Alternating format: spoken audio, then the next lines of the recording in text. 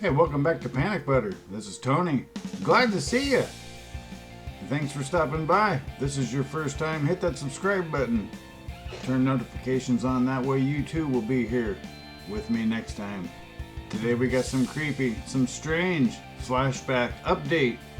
Look at the earth from a different direction. We'll see some Sasquatch. Something totally amazing. Are you ready? We're ready. It's time to do it. Let's bring it on. Yeah, up first, serious creepy.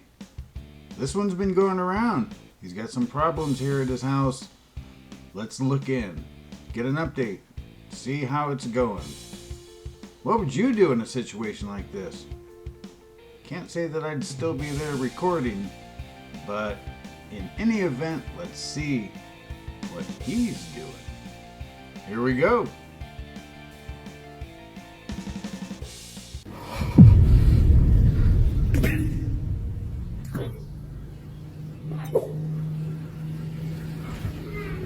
Our ranch has filmed some truly terrifying occurrences in his home.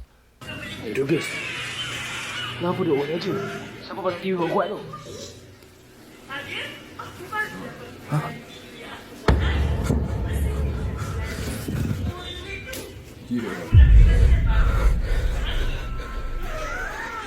Trông đi biết trông.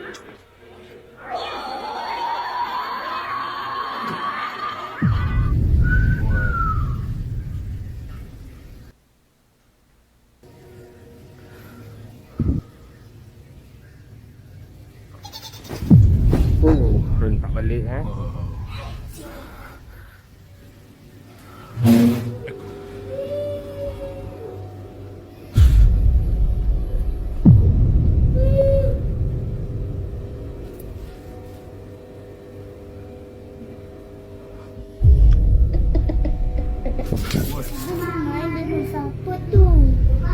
Yang beli pergi masuk bilik. Masuk bilik dulu. Assalamualaikum.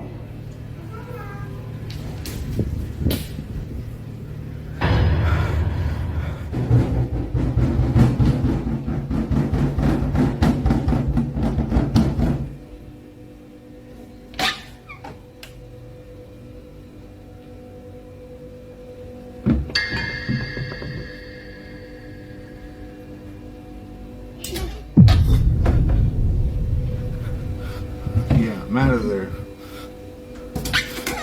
Weeks ago.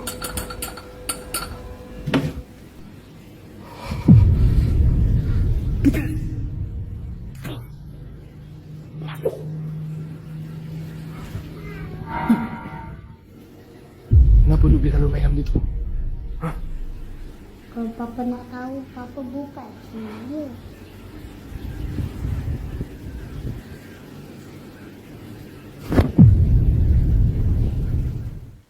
Yeah, especially there at the end. Something like that. You don't stick around, you pack up, you leave. If it's real, what do you think? Would you stick around? Do you think it's dangerous? Seems kind of creepy. Seems kind of strange that you'd stay around there and, continue to record. Unless it's just not that scary. But who knows? He's there. I'm not. Are you? Let's go on. What's up next? Here we go.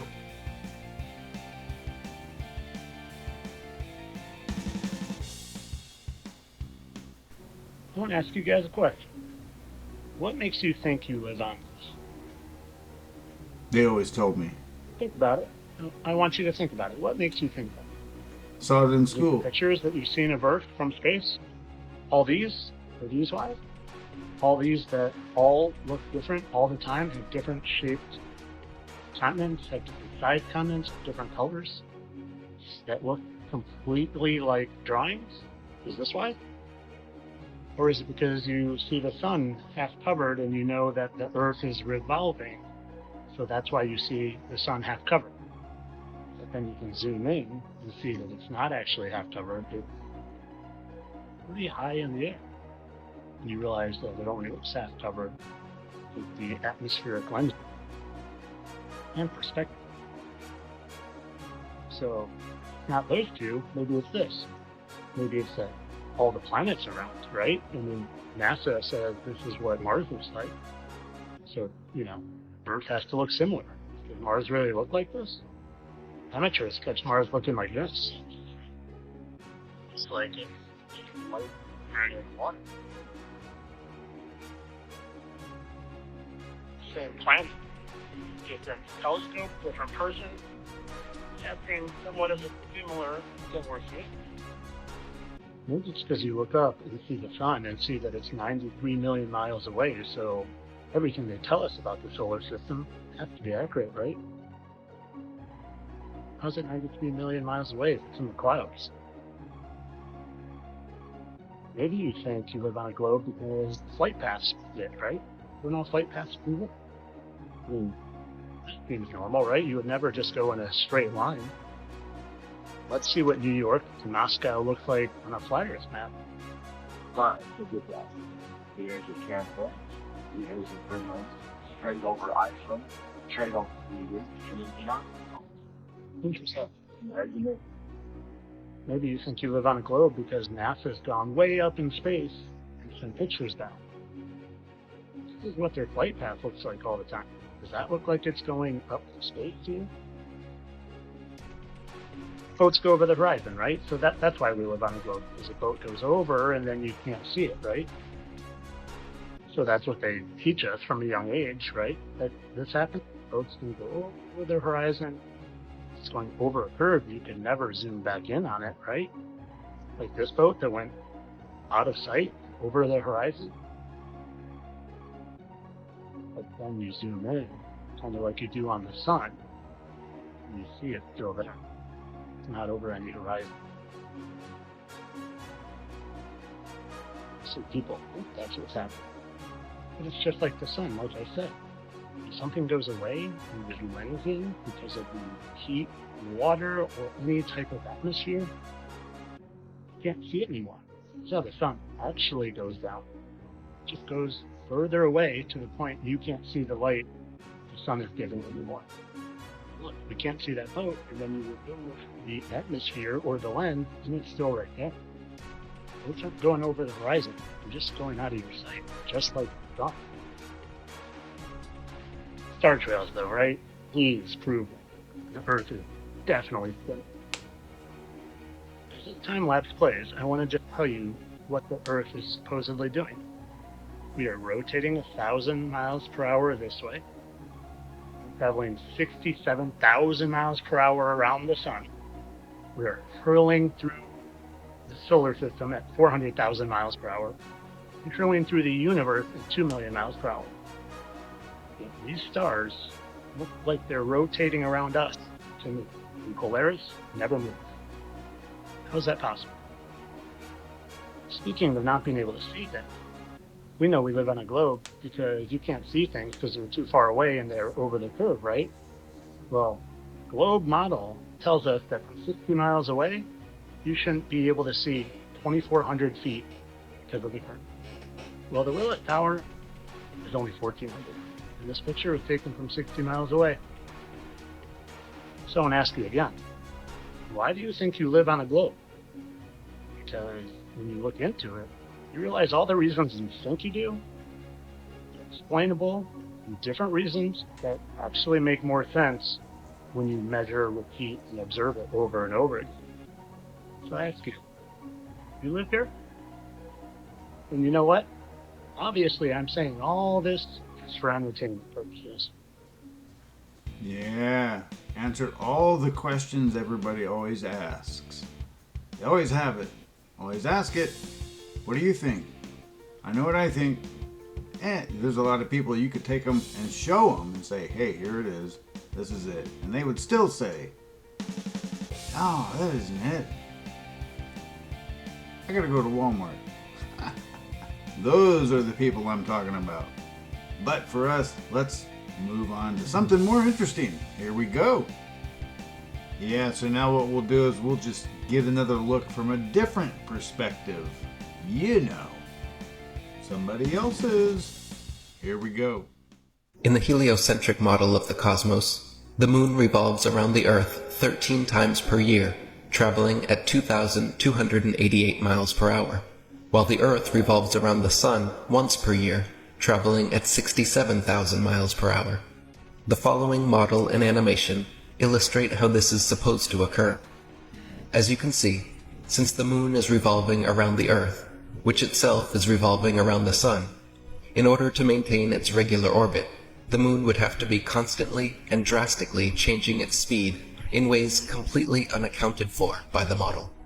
In the outer part of its orbit, the moon would have to speed up 67,000 miles per hour, in addition to its regular speed of 2,288 miles per hour, just to keep up with the Earth.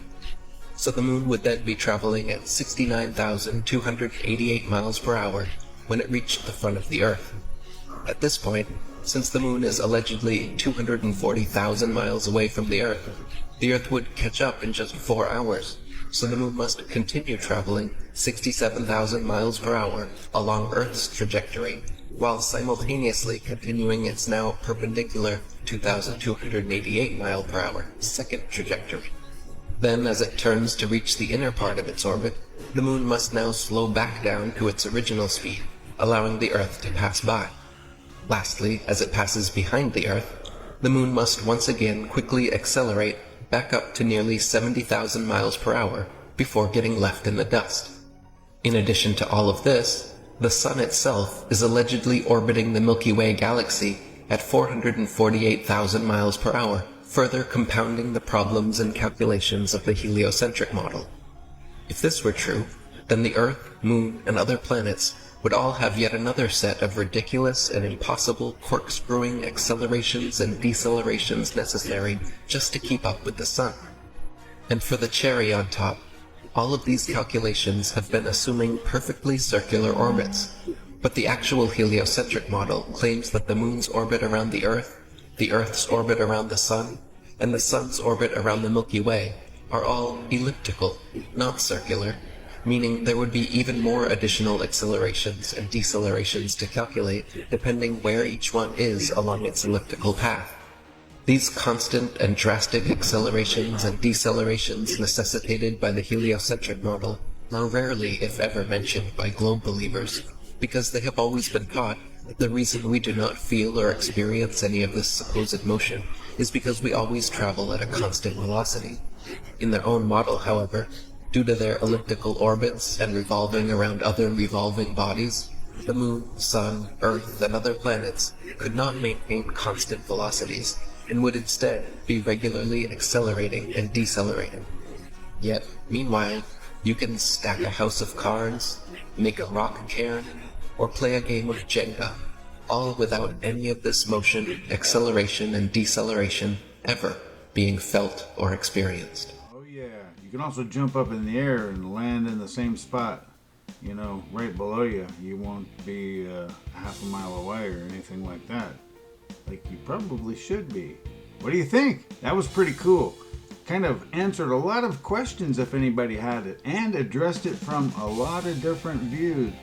A little different. Something you never hear of. You never hear anybody talk about that. How fast it's going and how fast everything else is going. But let's see how fast we can get out of here and move to the next one. What do you think? Here we go. Bring it on.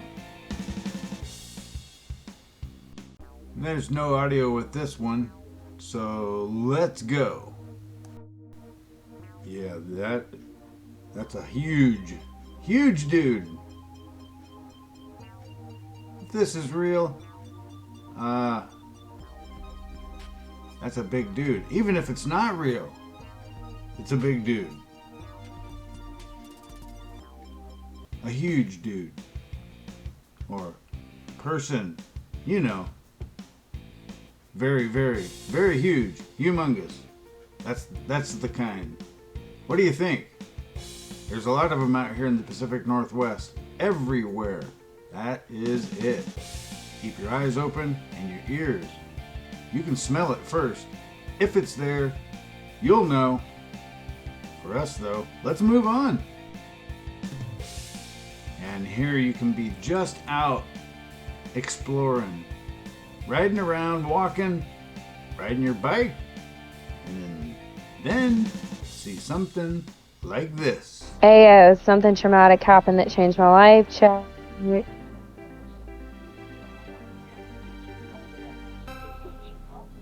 Uh-oh.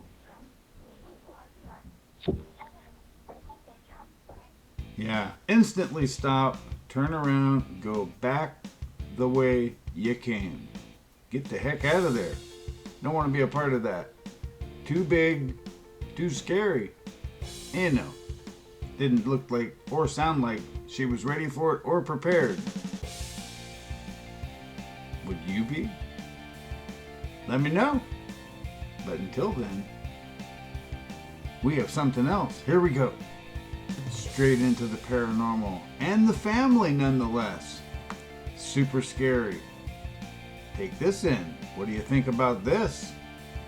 Have you ever had this in your family? I started to notice that she would always wave bye-bye to the attic door. It was a little odd because there was nothing there.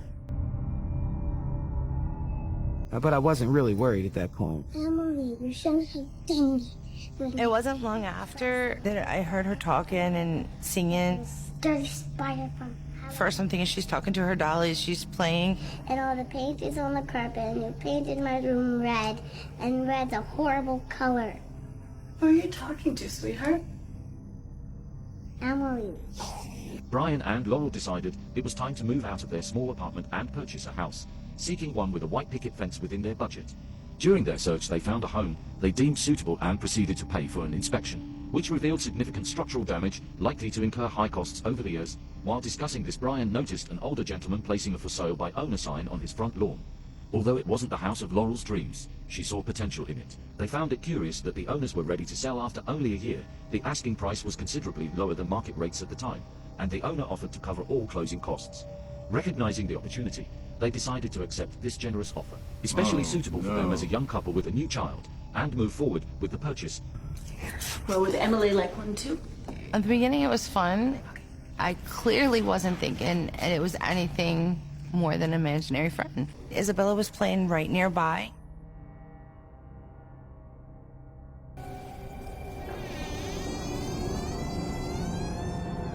Then all of a sudden, I just heard something hit the floor and break. That was bad. That was Mommy's. I knew from the look at my daughter's face, Isabella just saw something. I felt like the hair on the back of my neck stood up. Emily doesn't like your mommy. Uh-oh. Should have had it blessed before you moved in. Okay? This Emily character, make her go away. It's done, Isabella, please. I just felt a sickness in my stomach. What went from daughter's imaginary friend is coming to be an ugly story. Brian and Laurel left the house, and since then they haven't experienced paranormal activity. The new owners of the house left quickly as well after facing similar activity. Yeah, that's creep zone 1000. Should have had it blessed. You don't see a story on that, huh? Wonder what would go on if that happened. That's a good video there. Bring in the cameras. Get ready. Set it up. It's already got Creepzilla going on, so you know it's gonna be good when the confrontation goes down. And it'll be empty, or nobody will be living there. So it'll be extra creepy. Right?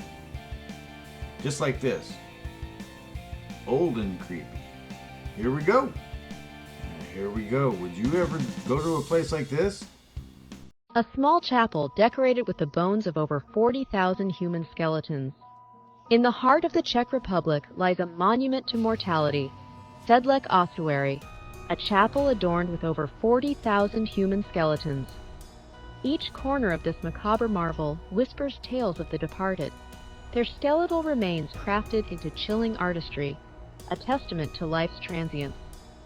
Within its cold stone walls, chandeliers made of skulls and bones cast eerie shadows, their glows dancing across the ossuary's bone-laden altar. Hauntingly beautiful, The Ossuary's Bone Church houses a grim collection of pyramids, garlands, and crests, all constructed from human remains, a sight not for the faint-hearted. Yeah. Each bone tells a story, a silent narrative of plague, war, and death that swept across the region, etching history in a skeletal form. Venture deeper into the ossuary, and you'll encounter the Schwarzenberg coat of arms, a spectacle of bones paying tribute to a noble family's legacy. Experience Sedlec Ossuary, a bone-chilling journey that promises a unique encounter with the past, a macabre masterpiece that stretches the boundaries of beauty and mortality. Yeah, that's pretty weird. Pretty creepy. Just like the catacombs in Paris. Very strange. They kept all the skulls, all the bones. A lot of people, a lot of death. And then did that with it. Is that strange or what? I don't know. Let's move on. See what is really strange, creepy, and scary. This is it. Here we go.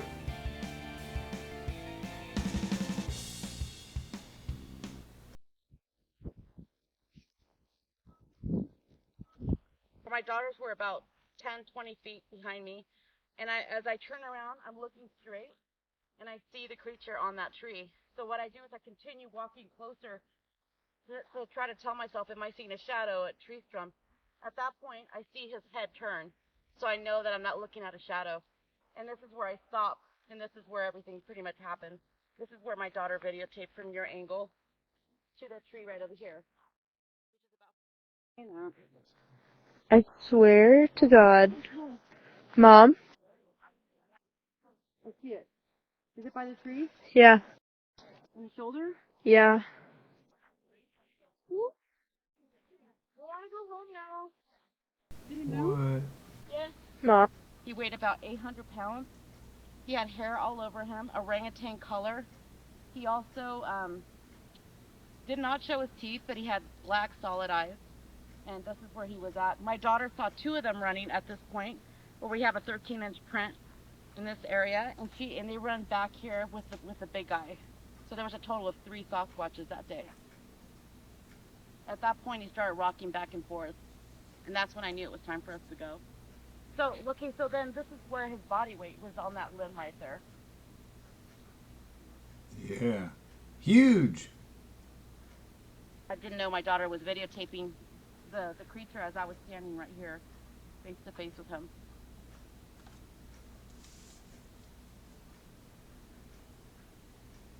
Yeah, that was a pretty popular encounter. That was from the lady herself, telling you how it was, what they were going through while they were there witnessing it.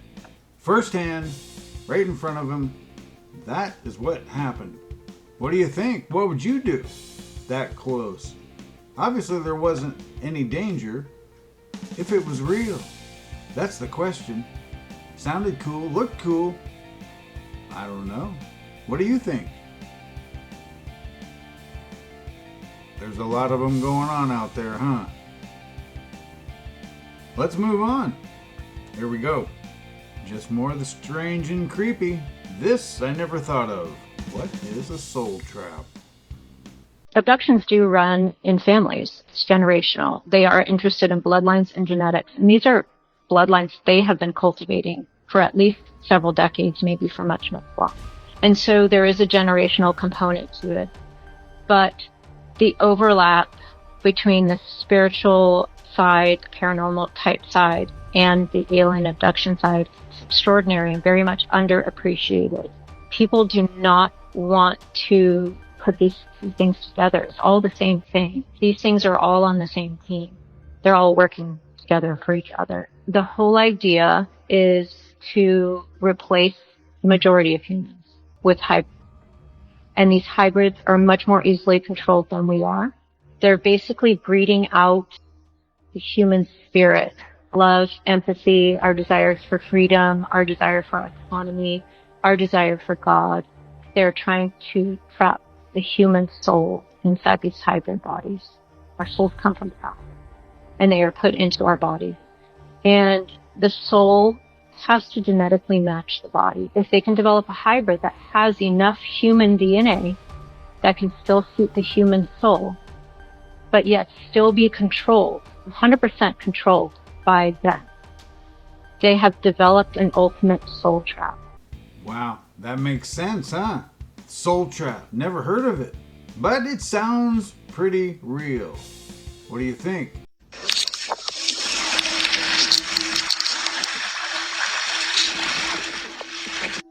Clip I just showed you was from the final video that Jacob Cockle ever recorded.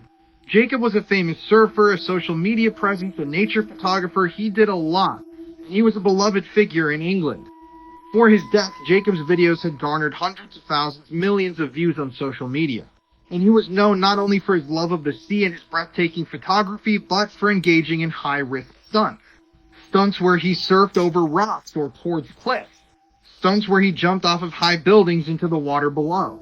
And by his early 20s, Jacob had earned awards from places like National Geographic. He really was a beloved figure. But on May 28, 2013, Jacob's life would come to an extremely unfortunate end. On that day, a whirlpool appeared in Hale Harbor in England. This whirlpool would appear randomly in this harbor, and in the past, Jacob took tons of videos and photos of it and even swam in it. But on May 28, 2013, when Jacob jumped into the whirlpool wearing a horse mask, he had no idea of what was about to happen. In the footage, Jacob can be seen whirling around the whirlpool while his friend films him. They're talking about how it was stronger earlier, how it's a little scary right now, but it's nothing they can't handle. And at one point, Jacob swims out of the whirlpool, he grabs his GoPro, and he decides to get one shot of the nature event from underwater. Jacob then dives underwater and begins filming the whirlpool. This footage is all on YouTube.